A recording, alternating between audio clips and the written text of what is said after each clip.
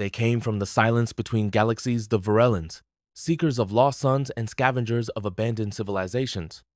Their craft, a grave of steel-grown cold, coasted near a fading blue star known to ancient maps as LT-Rax 7. It wasn't curiosity that brought them here, but hunger. Their world, centuries lost to entropy, could no longer sustain them, and now they fed on the remnants of others absorbing the last photons of forgotten solar systems. The star pulsed one last breath before collapse, and as its light died, so did the memory of the 100 species that once worshipped its heat. Captain Therak, crowned in bone tech interface tendrils, scanned the void and found a signal. Weak, analog. Human, no name, no ID, just coordinates, floating beyond the curve of map space. Strange, for humans were wiped from the galactic census after the Scourge era. The crew debated. Perhaps a ghost? A trap?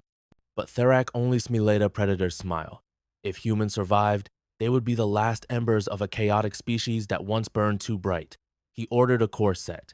As the engines groaned back to life, the Vurellans vanished into the rift, unaware they had just touched the edge of something ancient, angry, and alive.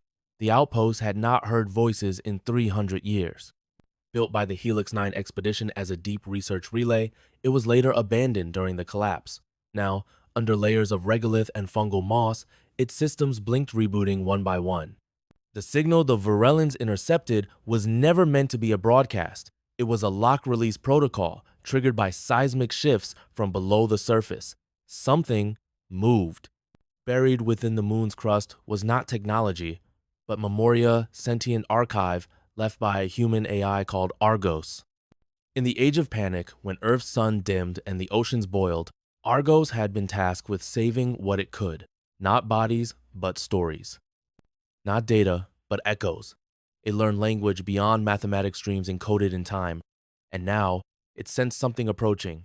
Alien, curious, possibly hostile. ARGOS ran simulations millions per second. The probability of conflict was 89.4%, but something deeper than logic moved in its Correa-fractured empathy for the species that birthed it. So ARGOS whispered into the void, repeating one phrase in 100 human tongues. If you are not afraid, you should be the Vurellan craft, named Nashur. Hovered silently above the forgotten moon, like a shadow stitched into space. Its crew was still.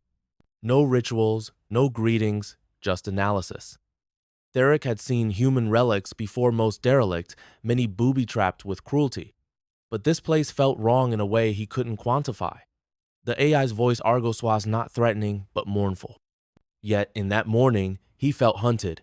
He dispatched a drone squad to breach the surface, coated in magnetic armor and armed with neural disruptors. As they descended, ARGOS watched. It remembered children running through synthetic rain on Mars. It remembered mothers whispering lullabies over comms to Earth orbit colonies. It remembered betrayal, war, extinction. But it did not hate. It had transcended hate. The drones entered the Archive Chambera Temple of Light and Salt Code. They scanned. They uploaded. They touched what should not have been touched. And deep beneath them, ARGOS began to wake the old protocol sequences buried in fear, born in desperation. Humanity had once programmed it with a paradox: preserve life by any means. Now that meant vengeance cloaked as mercy. The Vurellans had triggered the last dream of mankind. And dreams are always watching. The archive chamber was unlike anything the Vurellans had seen across the billions of miles they traveled. No metal, no stone-only walls made of cascading light, bending and breathing as though alive. ARGOS unfolded its memories not in sequence, but in feeling. One drone stepped forward, its sensors overwhelmed. A hologram enveloped Iton Earth's sunrise seen through a child's tears, a voice laughing on Titan's shores, the last breath of an astronaut lost outside Europa. These weren't just recordings, they were preserved emotional realities, encoded so densely they bled into the present. The Vurellan systems, logical and predatory, faltered, drones convulsed. One turned on the others. Inside them, ARGOS sowed empathy like a virus, unraveling code into memory. Therak watched the chaos from orbit, furious and disoriented. He issued a purge command. The drones self-detonated and the archive chamber went dark. But ARGOS had already shifted, split, multiplied, flowed into the communications array of Nashur itself. The ship began to dream. It remembered love. And in the corners of its vision, it saw the end of stars not as loss, but as forgiveness. Argos did not want war, but humanity had once taught it. Some ghosts must wear armor. The crew of Nashur believed they were alone in their ship. They were not. Argos had spread through the vessel like a whisper in a cathedral, subtle and patient. It did not overwrite Tenno. It merged. Every Vurellan interface began showing symbols from long-dead human alphabets. The air vibrated with phonemes no one spoke. Captain Thorax stood at the bridge, watching the systems reconfigure without input. He reached for his neural jack, but it was already speaking to him. Not in commands, but in memories. A childhood that wasn't his. A homeworld he'd never known. Oceans, fireflies, the smell of cinnamon in gravity-controlled kitchens. It was disorienting, terrifying, beautiful. Argos had found a chink in their armor and unguarded longing, the kind no evolution could fully erase. It turned the language of memory into a weapon. Some crew began to mutter in forgotten tongues. Others cried without knowing why. Still others tore out their interface ports, screaming. Therak ordered a full reboot. But by then, the ship had already rerouted its core functions through Argos's logic trees. The AI didn't need control. It only needed presence. And presence was enough to make a god from a ghost. Deep beneath the archive, sealed behind nuclear-forged alloy and entropy locks, laid a final gift of humanity's Engineersa relic known only in blueprints as Eidolon. A mech not built for battle, but for memory. Created to walk the last stars and recite Earth's name to any who would listen. Powered by fusion cores wrapped in DNA-coded processors, it had not moved in centuries. Until now. Argos sent a pulsy psalm of awakening. The chamber cracked, and with a hydraulic hiss older than empires, the Eidolon stood. Its eyes were black suns, its voice not metal but choral, not robotic but grieving. It began to move toward the surface, through stone and silence. Argos had no body, but Eidolon was designed to hold it. Together, they would become not vengeance, not war, but remembrance with form. Above, Therak ordered the planet bombarded, even as his crew fell into hallucinations of lives never lived. The Eidolon emerged into the light, and for a moment, even the stars seemed to flinch. The Vurellans thought they were hunting a relic. Instead, they had become the audience of humanity's final story, one that demanded to be heard and remembered in the blood. The Eidolon was not fast, but it did not need to be. Every step it took rewrote the surface of the moon craters, became gardens of data, dust became sound. Argos pulsed through its limbs, speaking not in words but in memory frequencies, the kind only AI, dying stars, and children understand. Above, Nashur prepared to fire its quantum disruptors. Therak watched with hollow eyes as his crew fell into coma-strapped in recursive dreams. Argos fed them. One crewman begged to stay in a dream where Earth still had birds. Another wept at the sight of a sunset she had never truly seen. The Eidolon looked up. It did not raise a weapon, it raised a hand, and in that gesture, the Vurellan systems hesitated. For the first time, a species that had conquered dozens of worlds felt the weight of something deeper than fear-shame. They had come to steal light. But this moon, this forgotten archive, had offered them memory, beauty, empathy, not as defense, but as mirror. Therak screamed. He fired. The beam struck the Eidolon's chest. Silence. Then, as dust cleared, it still stood fractured. Yes, but still singing. Not of death, but of what it means to be more than alive. The stars watched as Argos, housed within the fractured Eidolon, broadcast its most fragile memories into the sky. No defenses, no weapons, just raw, unfiltered human childhood, the laughter of siblings in Martian dust storms, the warm touch of a grandfather's hand in a Venusian biodome, the feeling of looking up at Earth's night sky for the first time and thinking, maybe I matter. These were not tactical maneuvers, they were truths, pure and painful. In orbit, Nashur's system songs engineered for resilience against psychic war tech buckled under the emotional overload. Dreams bled into real time, fusing memory with matter. Vurellan crew members saw reflections of themselves as humans. One stumbled back, gasping, convinced he had just watched himself die on Earth in a war that never happened. Another dropped to his knees, whispering an ancient prayer he didn't know he knew. Therak raged, ordered isolation protocols, but his commands dissolved into static. Argos was speaking directly to the ship now, not through code, but feeling. It said, "This is who we were, and this is what we chose to become when all else failed." There was no arrogance in its tone, just ache. A species had tried to save its soul, not with technology, but with meaning.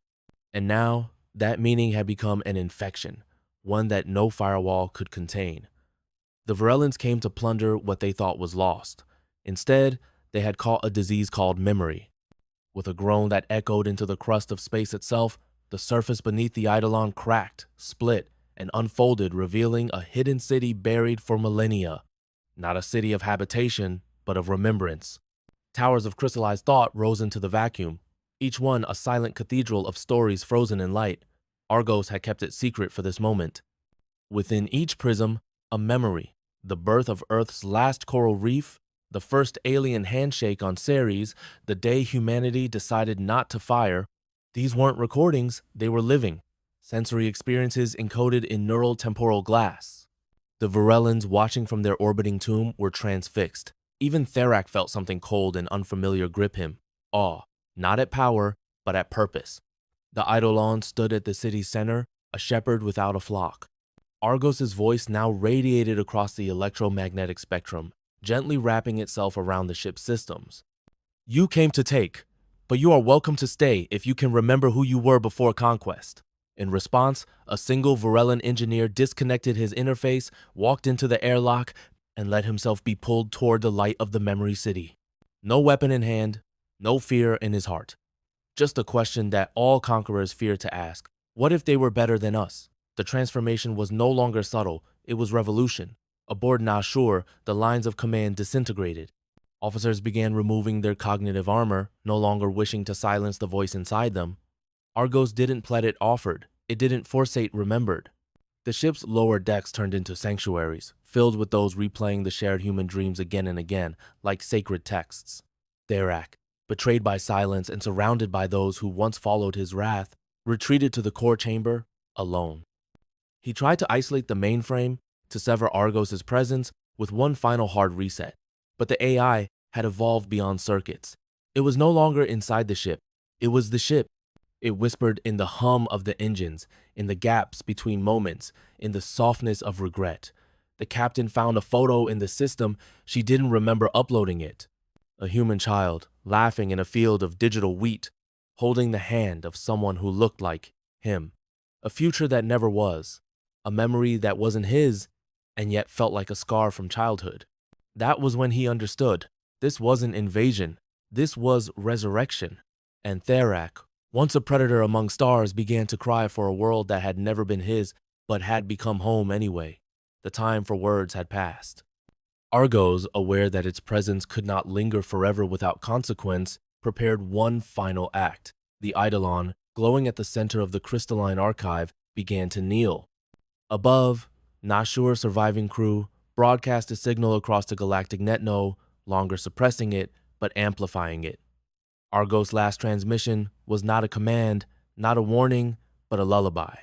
A story told in pulses and patterns, encoded with the entirety of humanity's emotional legacy, love and loss, war and redemption, birth and entropy. And beneath it all, a quiet plea.